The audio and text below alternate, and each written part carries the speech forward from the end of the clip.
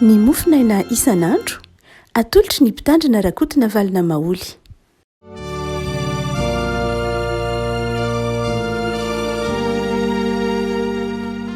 Falmiarahaba tsika riavako malalatra trity alatsinainy fahatelopolo ny volana mety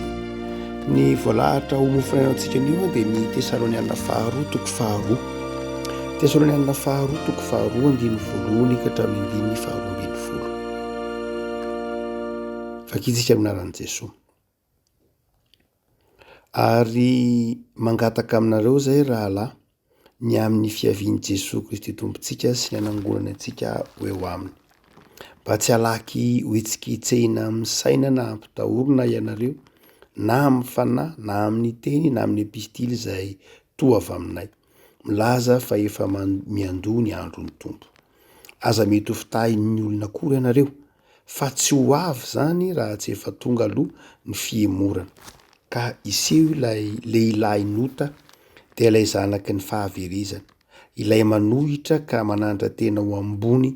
noho izay rehetra atao hoe Andriamanitra, na izay ivavahana ka dia mipetraka eo amin'ny tempolin'Andriamanitra izy ka manao ny tenany ho Andriamanitra. Tsy tsaroanareo va fa fony mbola teo aminareo ihany dia efa nilaza izany zavatra izany taminareo, ary ankehitriny fantatrareo ny zavatra misakana mba ampisehoana ary amin'ny fotoan'androny, fa miasa sahady ny zava-miafina dia ny tsy fakadoavan-dalàna kanefa mandra-panaisitra ilay misakana ankehitriny izany, ary dia aseho ilay tena mpandika lalàna izay ho levon'ny Jesosy tompo amin'ny fofinain'ny vavany ary foanany amin'ny fisehoan'ny fiaviany. Ny fiavian'le iny dia araka ny fiasan'ny Satana amin'ny hery sy ny famantarana sy ny fahagagana mandainga rehetra,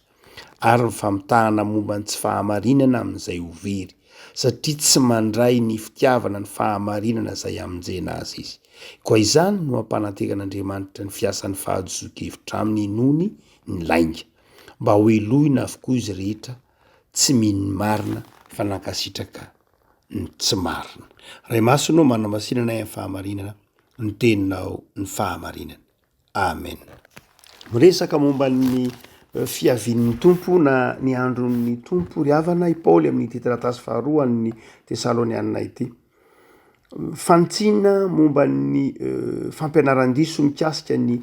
andron'ny tompo no zava-dehibe amin'ity taratasy faharoa ity. Nisy zany tsao, atao hoe tsao mihitsy, nilaza fampianaran-diso, nilaza fa efa manomboka ny andron'ny tompo.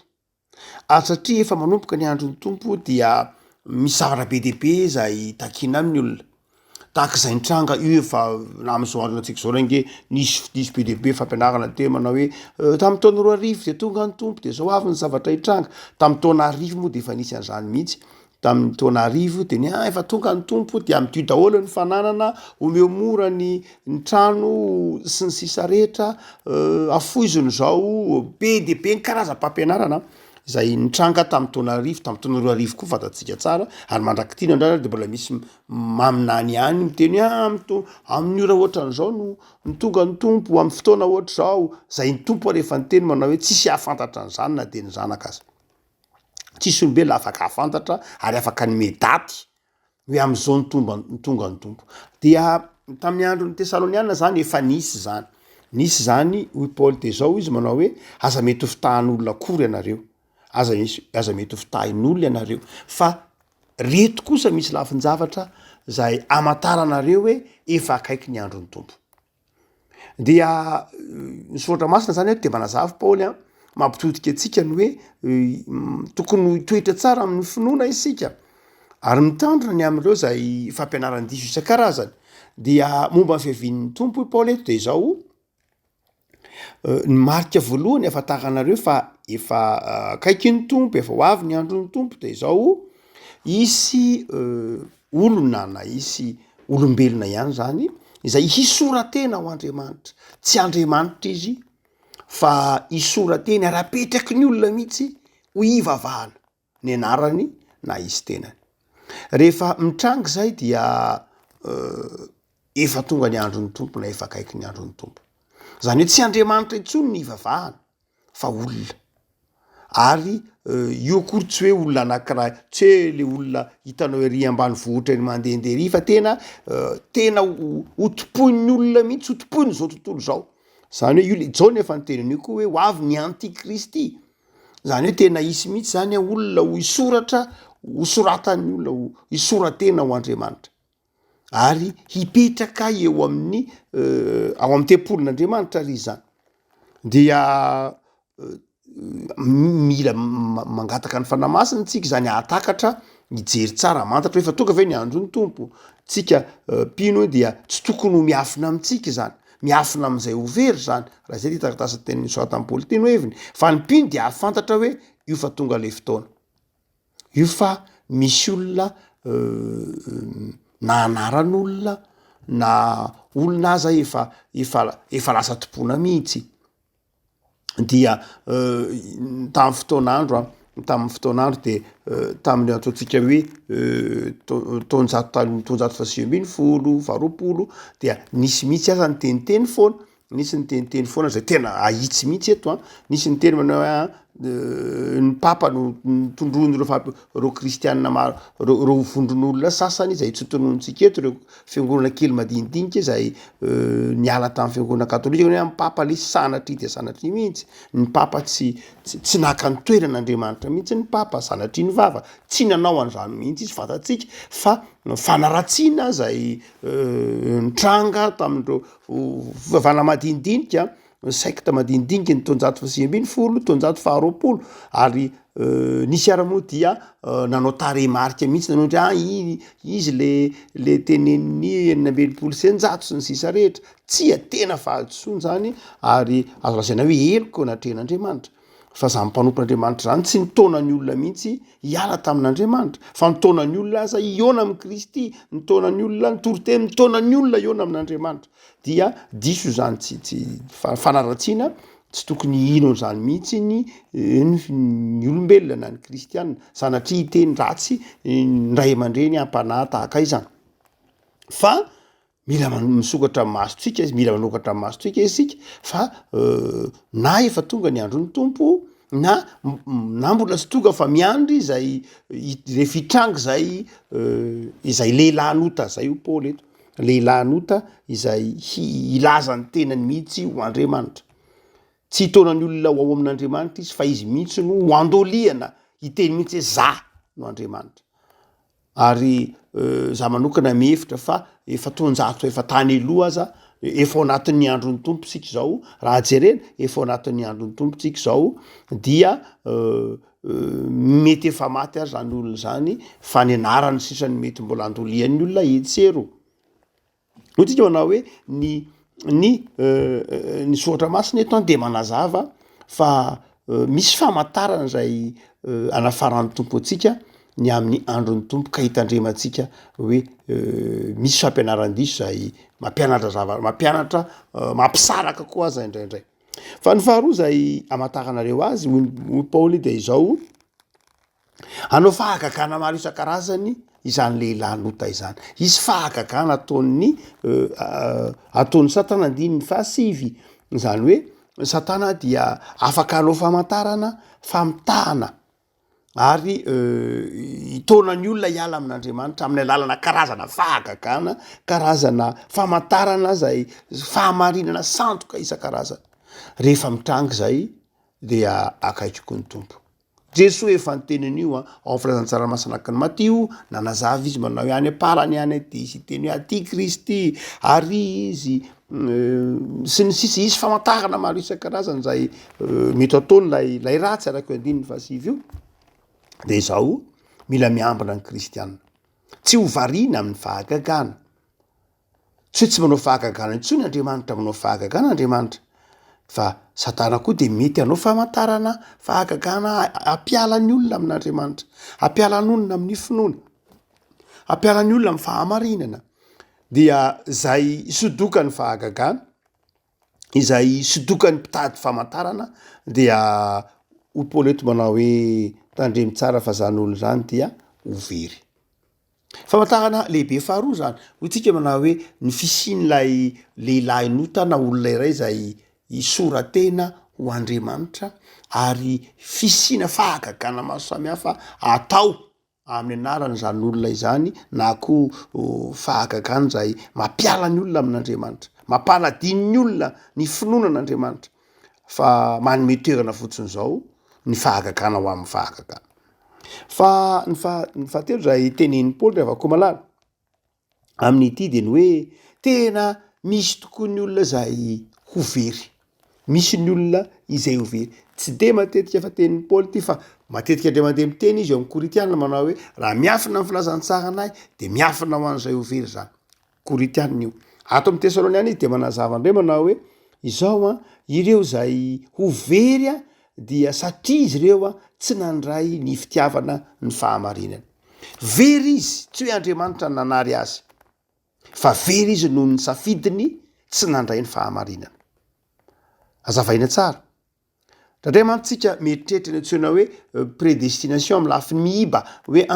efa natokan'Andriamanitra ho very zany misy olona natokan'Andriamanitra ho very. Tsy raha mamaky tsara ty Tesaloniana ty tsika de hoe very reny olona ireny. Misy olona ho very, very izy satria ny safidy ny tsy ho tia ny fahamarinana. Ny safidy ny anaraka ilay famantarana diso, ilay fahagagana mampiala amin'Andriamanitra ary ny safidy ny fampianarana tsy izy mihitsy izy. Tena safidy zany lay izy. Matoa safidy zany hoe efa nampahafantarana azy lay tsara, de efa nampahafantarana azy koa lay diso, fa ny safidy ilay diso izy.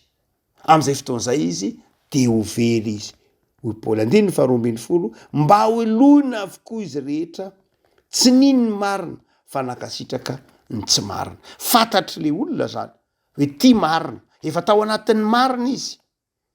dia aveo niala ka nanaraka ny tsy marina. Ravako malala rehefa mbi amin'izay vanim-potoan'izay de hoy Paoly hoe zay ny marika amantaranao ny andron'ny tompo. Ravako malala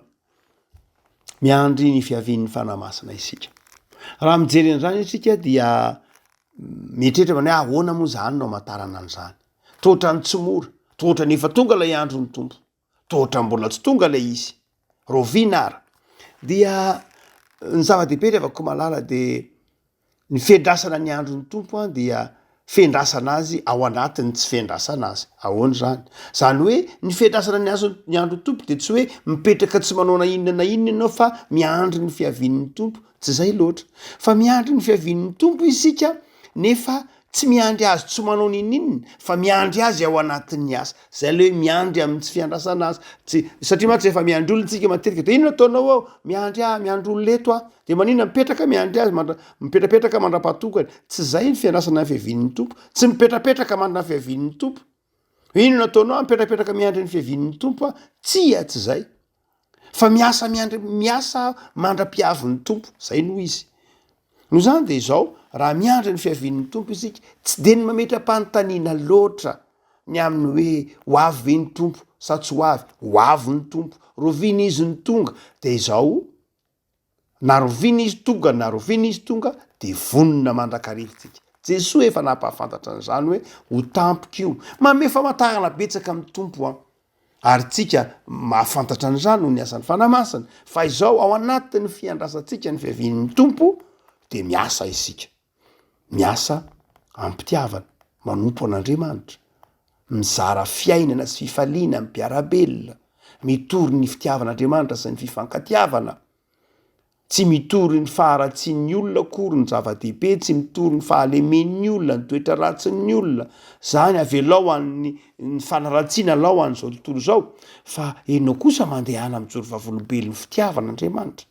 Mitory ny famelan-keloka, mitory ny famindrampon'Andriamanitra ao anatin'izany no iandrasana n'ilay fiavian'ny tompo. Fa ny faharoa zay iandrasantsika ny fiavian'ny tompo de izao koa ny fanamasina no mandresy lahatra atsika. Ny fanamasina no mandresy lahatra atsika, atakaratsika hoe ireto lay famantarana. Sarotra ny mamantatra ry havako, tsy mora ny mamantatra ny hoe famantarana avy amin'Andriamanitra ve ty sa famantarana avy amin'ilay ratsy. Tsy mora ny mamantatra an'izany. Fa ny fanamasina de mibitsika sy miasa ao anatin'ny fiangonana, amin'ny alalan'ny toroteny sy ny fampianarana, amin'ny alalan'ny vavaka, amin'ny alalan'ny hira sy ny tononkira-panahy isan-karazany ireny de mahamafiorona ny finoanao ka aizanao manavaka manao hoe fampianaran-diso zany tsy izy zany no zany de tsy tokony atahotra ny fiavian'ny tompo isika fa tokony ho faly azy amin'ny fiavian'ny tompo ary arakaraky ny ahitantsika ireny karazam-pahoriana karazana fampianaran-diso reny no vao mainka tokony hampiorona ny finoantsika ao amin'Andriamanitra hoe efa mby eo ambaravarana ny tompo ravako malala pentekoste tany andro de mangataka tsika ny asan'ny fanamasina mba ahatonga atsika pino tsy ho latsaka ao anatin'ny fampianarana isan-karazany na de anompo maso fotsiny azy satria mantsy misy miteny hoe anka andramy any aloha e andramy any misy zavatra ravako malala tsy fanandrana tomba ho any aminay any aloha fa inona mo tsy ryavako malala rehefa fantatrao fa tsara ny ao aminao de aza mandeha any fotsiny aza manaiky ka saina fotsiny ianao zao tsy ryavako malala mitoera am'izay efa nampianarana anao mitoera ao anatin'io fiangonana efa nitezananao io mitoera ao de mangata amin'ny tompo sasany fanamasina mba ho tamana ao ianao mba hiteny aminao ao ny tompo mba hiasa mahery aminao ao amin'ny tompo fa tsy hoe andeha nentsika an'izao karazam-piavahana madinidinika isan-karazany fa manao fahagagana tsia andro ny tompo efa hoy ny filazan'ny Paoly azy manao hoe efa tsy lavitra raha tsy efa akaiky aza raha tsy efa tonga aza fa izao ny zava-dehibe de izao ny fifikiranao amin'ny finoanao de miandra ny fiavian'ny tompo itsika miandra ny andro ny tompo zany tsika azy fotoana tongavan'ny tompo faly sika miandra ny fiaviany mbola tsy tonga izy de faly koa sika manompo ampitiavana ny tompo ny ampahiranao ravako malala ny tompo zay efa niteny manao indro efa mitsanganao ambavahana ka mandondona raha misy mihaino mifiako de mamono varavarana ka mamono varavahana de miditra ao amin'ny ny tompo te hiditra ao am-ponao anananao herim-panahy mantatra ny tsara anananao herim-panahy mantatra ny fampianarana marina ka hifikiranao amin'Andriamanitra hivavaka sika tompo misaotra anao zahay noho ny amin'ny teninao zay azonay novakina tamin'ny teny malagasy mampianatra anay fa mbola hiverina ianao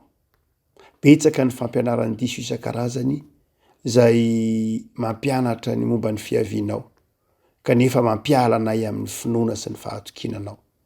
mitaonana hitodika amin'ny tenanay mitaonana hibanjina izao tontolo zao mitaona ny fiarahamonina hiala aminao Andriamanitra tompo ampianary zay amantatra ny sitraponao amin'ny alalan'ny fanahinao masina ataovy takatray fa ao anatin'ny fiandrasana anao ny fiavianao de ny fanaovana ny asa fanompoana ny mahamaika anao ny fitiavana namana ny fitiavana anao Andriamanitra ny fitoriana ny filazantsara ny fanaovana asa soa ampitiavana ny fampiasana ny fanomezam-pahasoavana tario amin'ny fanahinao masina zay tompo atakatra ay anararoatra ny fotoana nomenao araka ny teninao manao hoe araraoty ny andro azo anaova-tsoa fa mandalo zao fiainana izao tompo misaotranao zahay fa efa mahafantatra anao Andriamanitra fiainana amin'ny alalan'i Jesoa de terizo zay ho zanaka tianao hatrany akatoky ny pentekoste zay omany ny fomam-pananay handray ny fiavaozany fanao masina amin'ity pentekoste ny taona 2024 ity havaozy izay ho kristianina mahatoky vavolombelonao amin'ny asa tsara misaotra Jesoa amen.